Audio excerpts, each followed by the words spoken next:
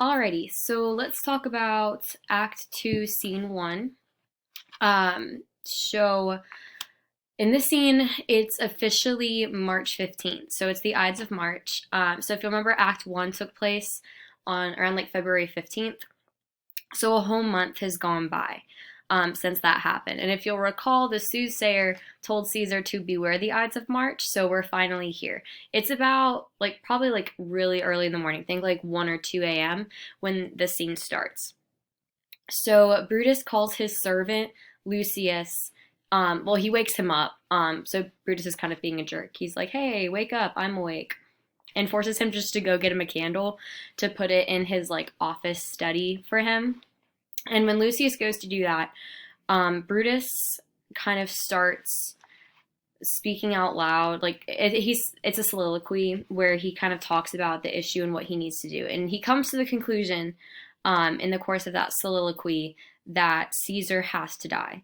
That's the only way to prevent him from becoming a danger. So he actually compares Caesar to an adder. So an adder is a type of snake.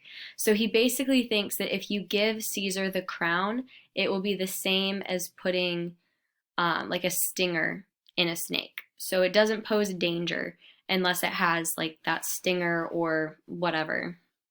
Um, so essentially he thinks even though Caesar hasn't done anything to suggest that he is too ambitious or would um, become corrupted by power, Brutus sees it as an inevitable conclusion. And so he basically decides that just because of the nature of man, Caesar will become corrupted and abuse his power. And so he compares Caesar to a snake about to hatch, and basically says, like, we have to kill the snake while it's in the egg before it comes out and can harm us.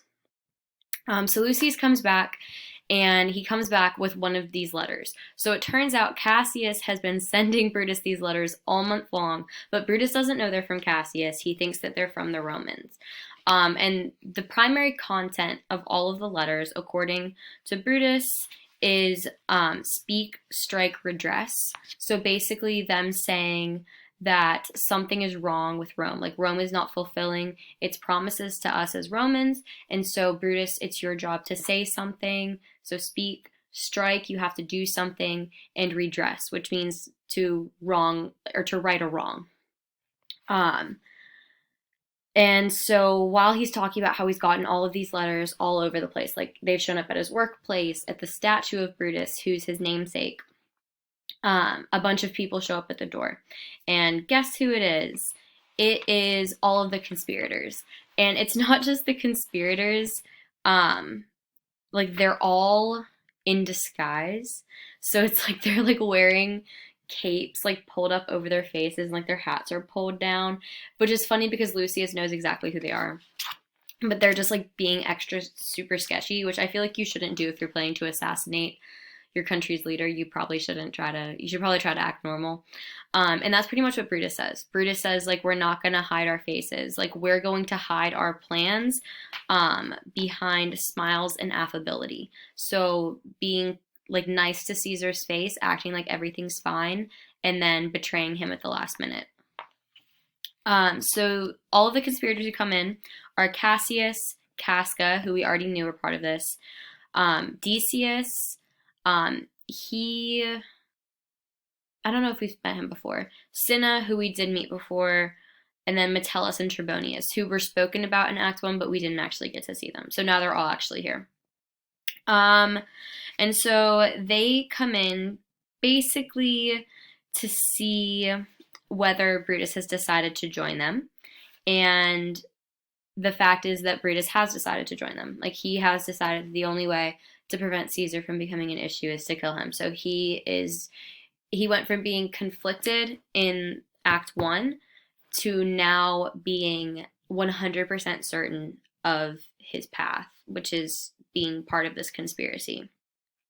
And so Cassius wants him to swear an oath, and Brutus says no.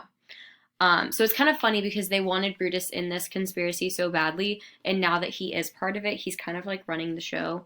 And as you'll come to see as the scene progresses. So he says no, he's not going to swear an oath. And the reason he doesn't want to swear an oath is because he believes that if they're doing the honorable thing, and if they are honorable men, they shouldn't have to swear an oath. Like, there shouldn't, the mere fact that they're doing the right thing should be enough to guarantee that they will do the honorable thing, not some, like, dumb promise to a man. Um, so they're all like, okay, cool, sounds good. Should we invite Cicero? So remember, Cicero was the guy from the last scene, and they're all like, yes, brilliant. We should totally get Cicero. He's old, so like everything he says seems extra wise. So we should definitely get him. And then Brutus vetoes that idea as well. Brutus says, no, he's not going to do anything that other men came up with. Like, he'll only do something if it was his idea and his plan. So he says, no, we definitely should not invite Cicero to be part of the conspiracy. And they're like, yeah, you're right. And so then Decius asks whether they're only going to kill Caesar. And that's when Cassius kind of jumps in and says, we should probably also kill Mark Antony. Like, Mark Antony is so loyal to Caesar that he might be a problem later. He calls him a shrewd contriver, and he'll do anything to improve his means. But Brutus again vetoes that idea. So he just joined the conspiracy, and he's already like, nope, we're not doing that. And so he gives a few reasons for why he doesn't want them to kill Mark Antony. The first one is that it will seem too bloody. So they want to be seen as purgers, not murderers. So essentially people who are purging Rome of ambition and like corruption, but not murderers in the sense of like killing a person. It's more like killing what that person could become to Rome. He also says that by killing Caesar, they're cutting the head off, and that Antony is just a limb of Caesar. So essentially, Antony won't do anything by himself. The only reason he's a threat is if Caesar's there, and if Caesar's not there, Mark Antony doesn't pose any type of threat. So it'll be interesting to find out who was right and who was wrong between Cassius and Brutus in that situation. So Cassius is still like, I don't know, like, I'm kind of nervous about this Mark Antony guy. And Brutus is like, don't even think about him. Like, if he loves Caesar that much, he'll die when Caesar dies. So why are you even concerned? So they decide that they're all going to go to try to make sure that Caesar will show up at Senate today. Because again, they're planning to murder him at Senate. But Cassius points out that they're not even sure if Caesar is going to show up because Caesar has gotten really superstitious lately. So it's interesting to think back on his reaction to the soothsayer in Act 1, where he was kind of dismissive towards him and didn't take him seriously. So it's starting to seem more like that's a show as opposed to how he really feels. So it seems like even though he tried to say like, oh, I'm not scared, I could never be scared, he is kind of scared and he is really nervous about what might happen. And he's gotten increasingly suspicious and superstitious as the day has drawn nearer. But Decius says, hey, no problem. Like, I'll take care of it. Caesar is so arrogant, I will flatter him into coming and make sure that he shows up. And then the last thing is that they're trying to figure out if there's anyone else that they should get to join. And Metellus points out that Caius Ligarius might be a good option because Caesar has kind of offended him before, and Caius Ligarius isn't fond of Caesar. And so Brutus says, okay, I'll recruit him. Like, you guys go, and I'll take care of Caius Ligarius.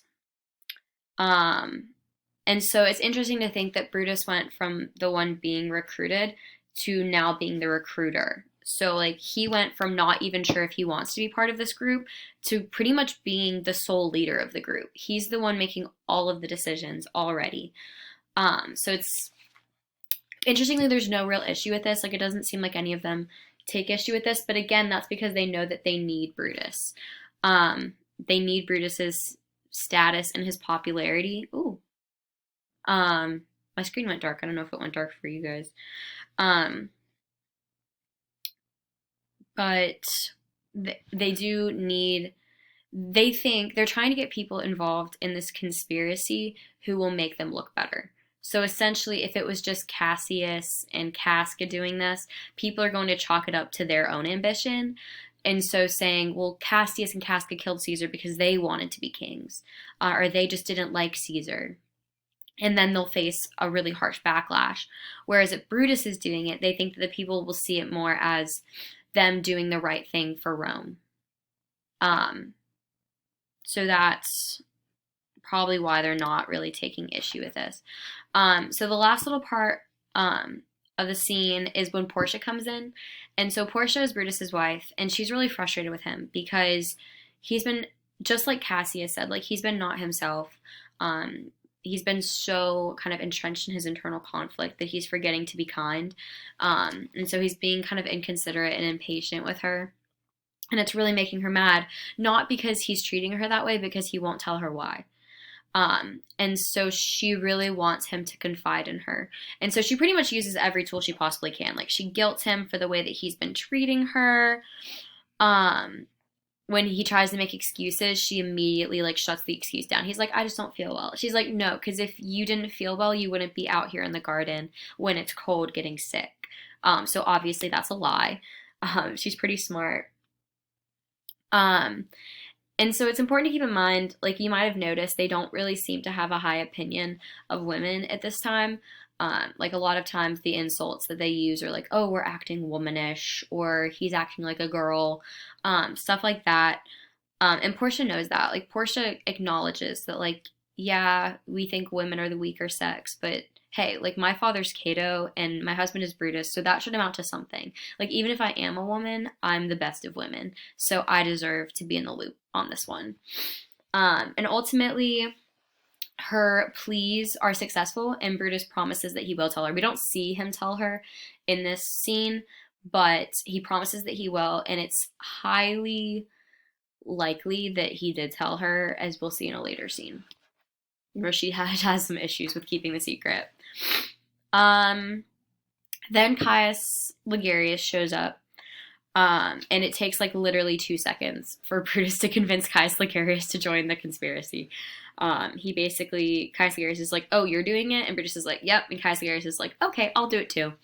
So that just goes to show you like the sway that Brutus holds over all of these people in Rome, like of high status and of low status. And that's pretty much all of Act 2, Scene 1. So make sure that even if you're watching this video, it's not all of the information. So definitely make sure that you do read it. I would still very, very much recommend that you read the translation that I posted on Google Classroom, the one that's like the side-by-side with Shakespeare and then the modern English translation. So definitely do that. And I guess that's all I have for you. I'll see you tomorrow.